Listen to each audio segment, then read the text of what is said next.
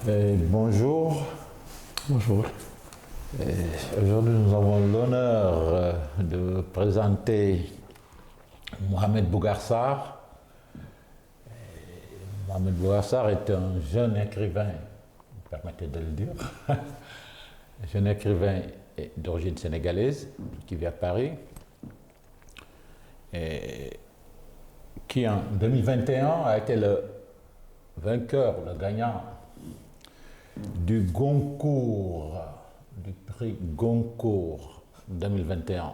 Le Goncourt, c'est le plus prestigieux prix littéraire français, le prix Goncourt. Cette rencontre a été organisée par la Fondazione Aurora, la Fondation Aurora, si on doit le prononcer. Français. Voilà, en français. Donc, félicitations. Merci beaucoup. Félicitations, Mohamed, et bienvenue à Rome. Merci. Merci beaucoup. Vous êtes bienvenue. Donc, on commence avec tout de suite. Votre livre raconte l'histoire d'un écrivain fasciné par un autre écrivain. Cet écrivain, vous l'appelez T.C. Eliman. T.C. Eliman a fait la polémique en France dans les années 30. En fin de compte, Eliman est tombé dans l'oubli. Eliman, parce qu'il a été accusé de plagiat. Et cette expérience a été inspirée, si je ne me trompe pas, parce que le livre est dédié à Yambo Ologuen, Oui.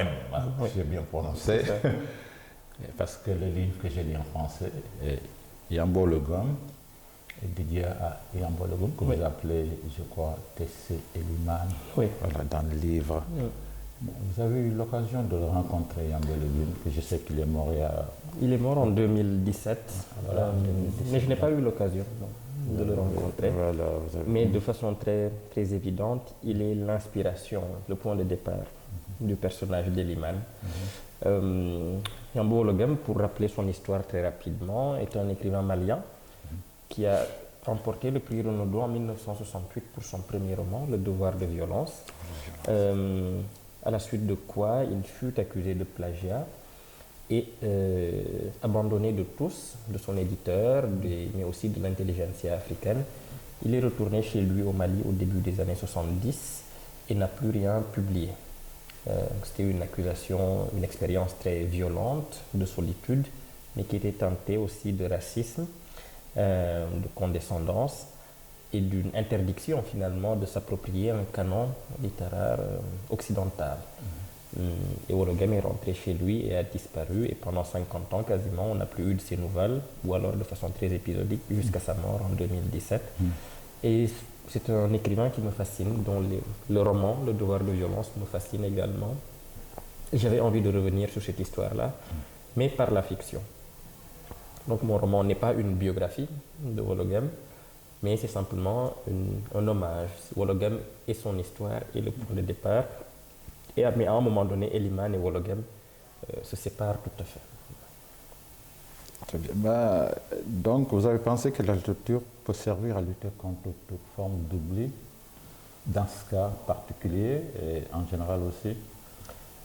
Oui, je crois que tout le travail de la littérature est de lutter contre un certain oubli, mais c'est aussi de plonger dans l'oubli même. C'est-à-dire que c'est vraiment, je pense, deux choses assez complémentaires. J'ai dit, le narrateur, je l'écris à un moment donné, qu'il y a une autre histoire de la littérature qui est celle des livres ou des écrivains oubliés. Et je pense que lorsqu'on plonge dans cette mémoire-là, on découvre tout un ensemble de destins, de livres qui forment une histoire propre, une histoire littéraire, mais qui est celle de l'oubli. Je pense qu'il est important d'aller voir dans ces écrivains et ces œuvres-là, puisqu'elles sont d'une certaine manière l'envers de l'histoire littéraire officielle, celle qui a survécu et qui est dans la lumière, mais elle n'est pas moins prestigieuse. Et du reste, je crois qu'en effet, le temps avance, mais ce qui va peut-être rester, en tout cas rester un peu plus longtemps, ce sont les livres. Ils ont une chance en tout cas de durer un peu plus que les hommes. Et c'est pour ça qu'il faut raconter nos histoires, ou les histoires qui ont été oubliées, qui ont été dissimulées, qui ont été violentées, mais qui ont une vraie légitimité à exister comme expérience humaine. Et la littérature sert aussi à ça. Il y a aussi un prix à payer parce que Yambo Legun a payé cher. Oui, oui, oui. Je crois que la littérature demande toujours un prix, un tribut en retour. Ce tribut peut être plus ou moins élevé, plus ou moins lourd, plus ou moins dramatique, mais il demande toujours. La littérature est une déesse, comment dire, un peu jalouse et terrifiante. Elle demande toujours quelque chose en retour. Et quand on écrit, il faut en être conscient et être prêt à lui donner ce qu'elle demande. Passons à une autre question, parce que moi j'ai noté en lisant votre livre en français, parce que j'ai choisi de le lire en français. Les contes, je dirais même les légendes, font partie du processus de croissance de chacun d'entre nous, ça on le sait. Et dans ce livre, ce sont aussi des légendes qui guident Djegan et qui est dans sa quête. Aujourd'hui, dans un monde où nous sommes habitués à la forme maximale de synthétisation, par exemple, on connaît bien les 240 caractères de Twitter, non? Quelle rôle que place ont les récits, les contes oraux, ainsi dans l'écriture? Moi, je viens de la culture sérère que vous connaissez bien. On va en parler après. Et il se trouve que oui, chez les Sérères, il y a une grande tradition de culture orale, mais comme chez tous les peuples finalement. Et j'ai grandi dans cette culture-là, orale, qui est celle des contes, en effet. Et je pense qu'on ne se représente pas l'extraordinaire ouverture pour l'imaginaire et pour l'esprit que ça représente.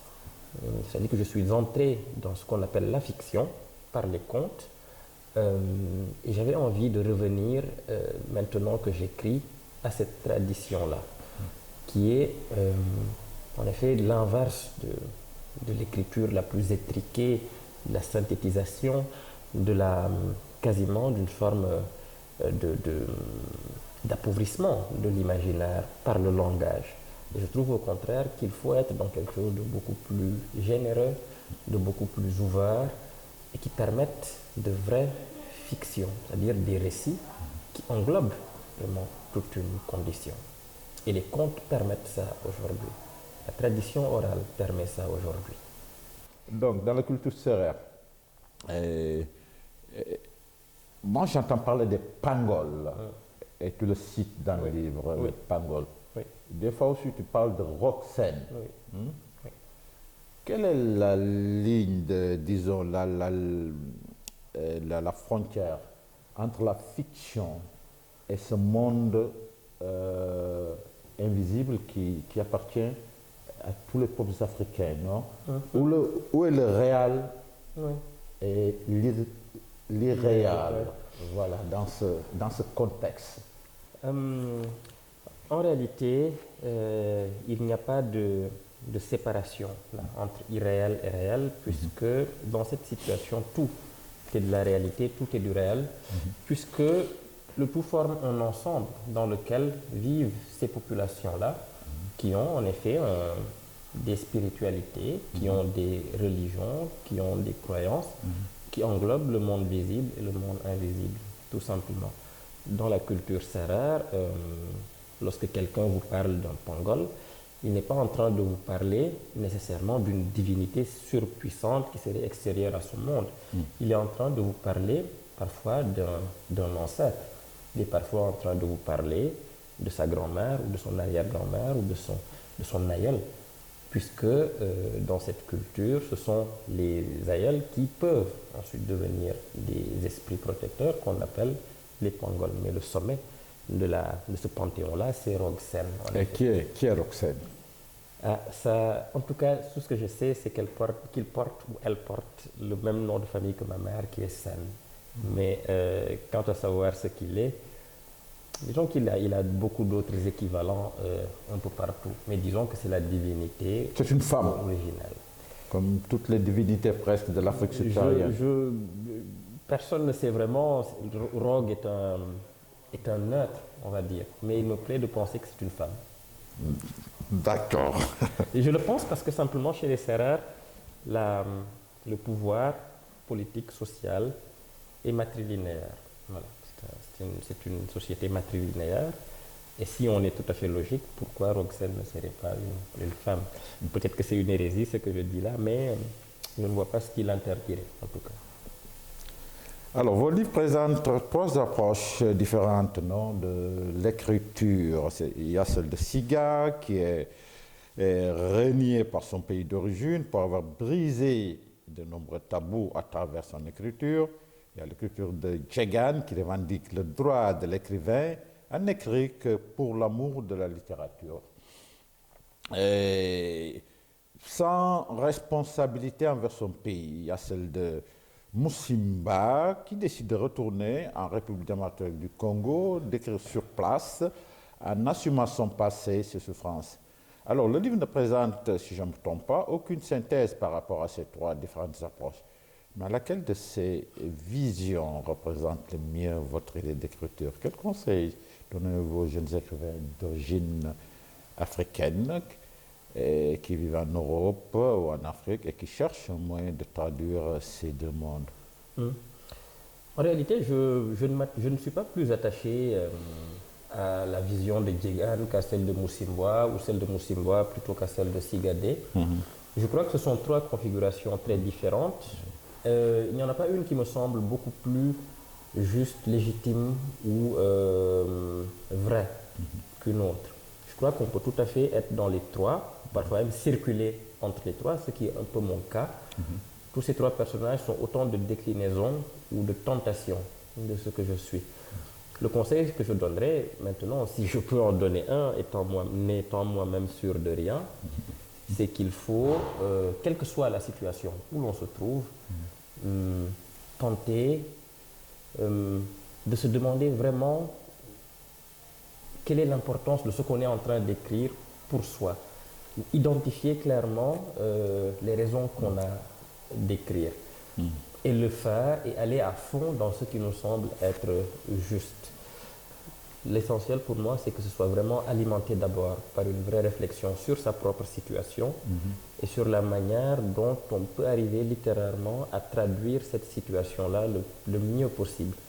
Quand je dis le mieux possible, c'est vraiment avec une grande sincérité, mais aussi avec un grand travail littéraire. Parce que je crois qu'il y a toujours un moment où ces trois positions-là trouvent un point de convergence.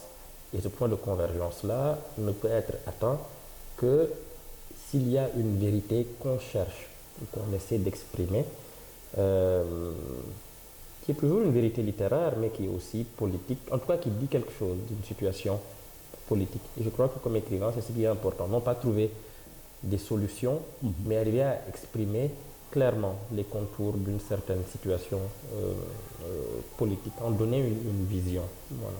Ben, il y a des questions importantes que les jeunes écrivains doivent se poser. Vous avez déjà répondu en partie, non? Et garder à l'esprit en écrivant, selon vous. Il faut d'abord se demander, je crois, moi la question de la littérature m'intéresse vraiment beaucoup. À quoi cela sert aujourd'hui d'être un écrivain dans notre monde et comment ce que l'on écrit a ou non une conséquence directe sur par exemple sur les pays d'où l'on vient. Il faut aussi avoir une conscience de ce qui s'est fait avant pour ne pas répéter vainement des combats qui ont déjà été menés et parfois réussis. C'est pour ça qu'il est toujours important de se poser la question de son propre temps. Que demande notre propre temps? Qu'attend notre propre temps de nous comme écrivains dans la situation particulière dans laquelle nous sommes? Mais au-delà de toutes ces questions qui sont finalement assez extérieures à soi ou politiques, il faut d'abord se demander pour soi ce que signifie écrire, ou ce qu'on cherche soi-même dans l'écriture, dans la lecture, dans la traduction. Qu'est-ce que ça nous apporte aussi? Pourquoi est-ce qu'on le fait? sur le plan tout à fait personnel et intime. Il ne faut jamais oublier cela. Donc ne pas toujours écrire simplement pour les grandes causes qui sont extérieures, mais aussi pour la cause existentielle qui est la nôtre. Et ça, c'est aussi fondamental.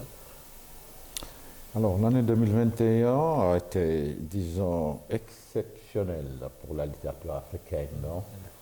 Du prix Nobel, Oui. Goncourt. Oui. On peut passer au prix du Neustadt, du doyen Boubacar Boris Diop. Le Booker Prize. Le Booker Prize de Diop, Ouais. David Diop. On peut parler de Cinzane, Paula Cinzane, del Camões, de Camões, et j'en passe. David, Damon Galgut.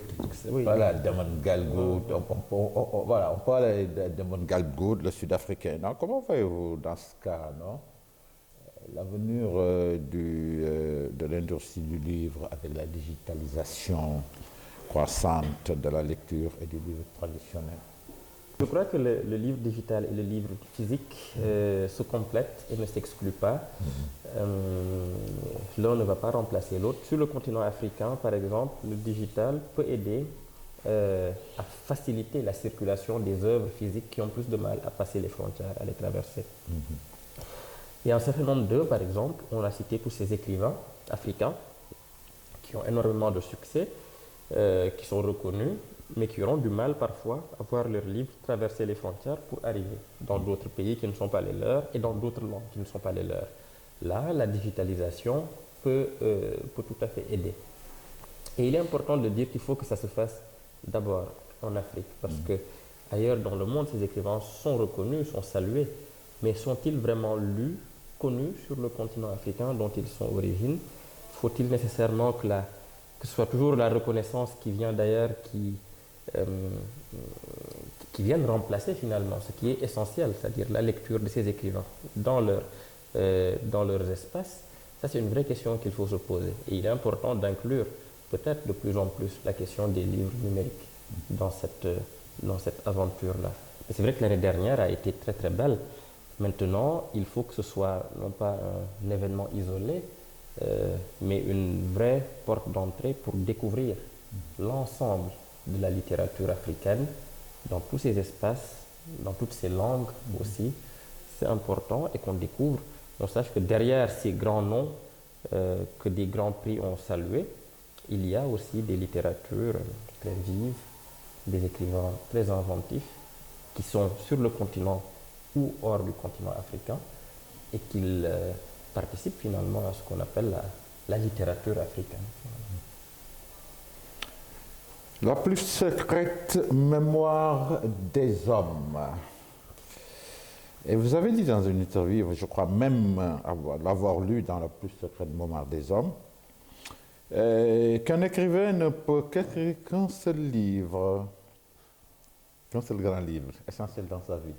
Je crois l'avoir lu dans le livre, et qu'il ressent intérieurement quand c'est ainsi, et qu'il doit ensuite se consacrer à autre chose. Mais comment savoir que la recherche est finie, et que ce fameux livre essentiel est enfin prêt?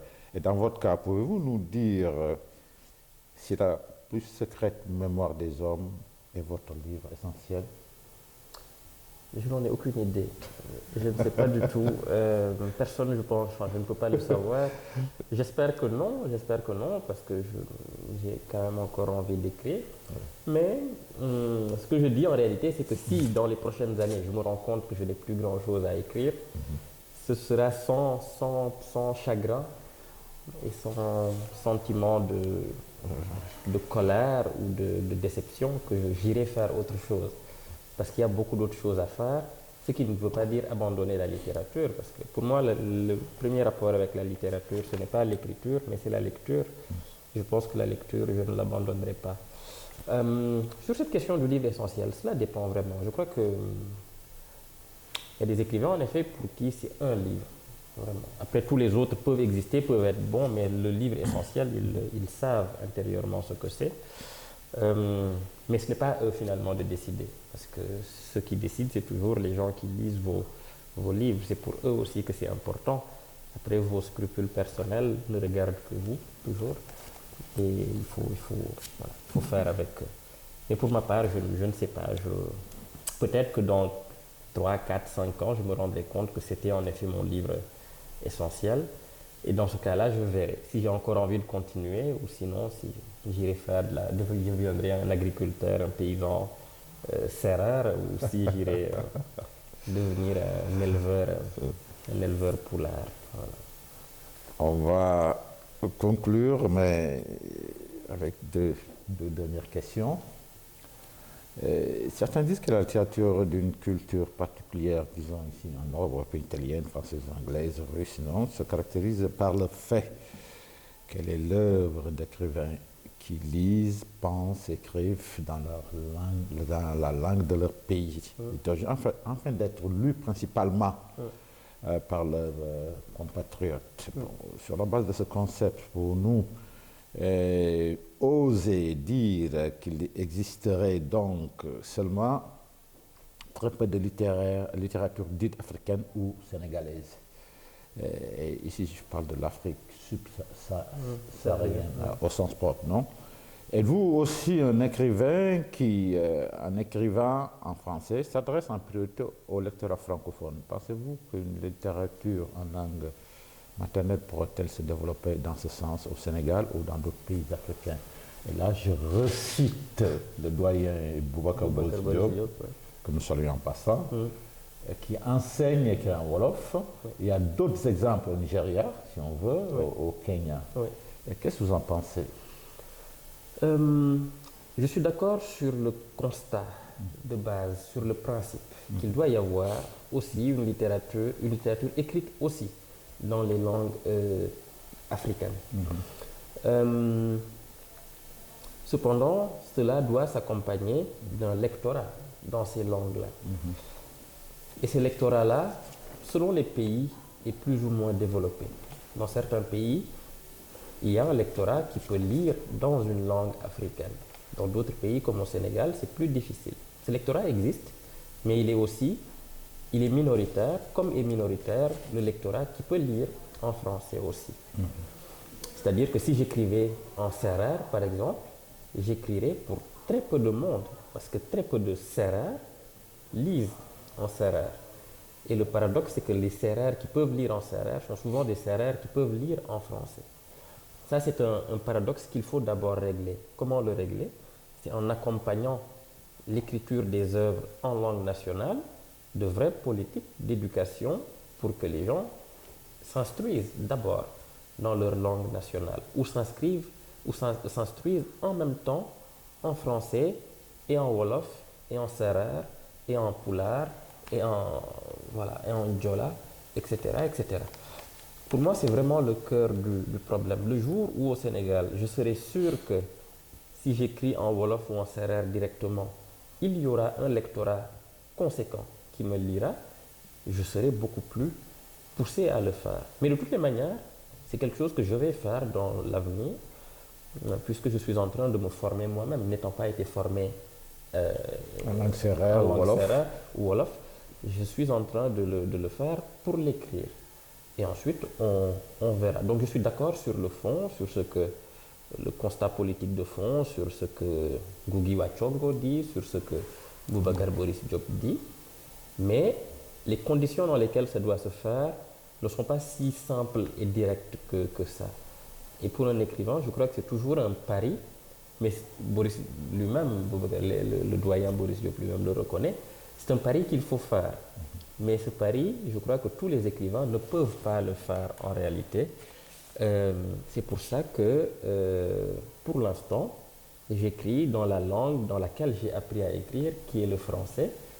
Je n'ai pas du tout de position politique, militante par rapport à cette langue, mais parce que je crois que c'est une question de génération aussi. Je crois que Boris ou Ngugi wa Thiong'o appartiennent à des générations où c'était un vrai sujet politique. Pour moi, qui suis né 30 ans après les indépendances, c'est peut-être moins prégnant. Et j'écris en français, je ne vais pas dire naturellement, mais avec un sentiment de naturel. Pas avec l'impression que je suis en train de trahir quelque chose. Et ça ne m'empêche pas de voir et de comprendre l'intérêt. d'écrire dans une langue nationale, locale, africaine, pour le pays, pour la question politique, mais aussi très personnellement pour la question très intimement littéraire.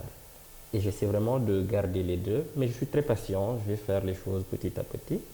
Et un jour, j'écrirai dans cette langue-là, parce que c'est important pour les gens, mais parce que c'est important pour moi aussi. Quelle impression, quelle est votre sensation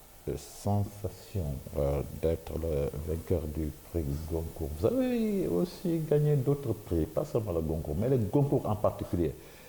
Et quelle est votre impression de venir ici à présenter votre livre à Fiaron? Ça, c'était ma dernière question. C'est un sentiment de grande joie et je remercie la traduction d'exister pour ça. Je remercie tous mes traducteurs et puisqu'on est à Rome et en Italie, mon traducteur italien, Alberto Bracchi Testaseca, qui a fait, je crois, un excellent travail. Je ne lis pas l'italien, mais on me dit que c'est une traduction de très grande qualité. Je l'ai lu en français, après je l'ai lu en italien. Voilà. Il paraît que c'est... Et Alberto Bracchi Testaseca a traduit déjà mon premier roman, Terre Sainte, en italien. Ouais. C'est vraiment très beau. En ce moment, je fais beaucoup de rencontres à l'étranger pour les traductions de ce roman. Et c'est vrai que c'est toujours miraculeux de me rendre compte qu'il y a des lecteurs d'autres espaces, d'autres pays, d'autres traditions culturelles et littéraires qui se retrouvent dans le roman et qui peuvent avoir accès à cela. Et ça, je trouve que c'est vraiment très beau. Mon plaidoyer maintenant, c'est qu'il y ait aussi des traductions du roman dans les langues africaines. Donc c'est un appel, si ça vous intéresse, ou dans les d'autres langues africaines voilà, de notre cher continent africain. Parce que c'est important que ces langues-là participent aussi aux circuits mondiaux de traduction. Il ne faut pas que le continent soit à part dans cette histoire-là, dans ces circuits-là. Et c'est aussi une autre manière de militer pour la valorisation de ces langues-là. En tout cas, je suis extrêmement heureux et recevoir ce prix-là est un formidable encouragement pour moi, mais aussi, je l'espère, je crois, pour d'autres écrivains africains. Mohamed Bougar Sarr l'a pu traduire en italien, l'a pu recondita Memoria degli uomini, édition EO. Merci. Merci beaucoup. Merci. Bienvenue à Rome.